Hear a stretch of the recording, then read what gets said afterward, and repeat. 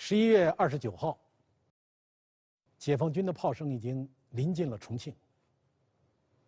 那天晚上，蒋介石已经不敢在他自己的那个寓所里住了。这个呢，寓所是他抗战时期就住在这儿的，他已经不敢在这住了。他住在哪儿呢？在他那个美龄号的飞机上过的夜。因为那个时候啊，晚上还不能飞行，所以他在飞机上过夜，就怕跑不出来了。第二天天亮以后，飞机起飞，起飞的时候，解放军的先头部队距离机场只有10公里。11月30号，重庆解放。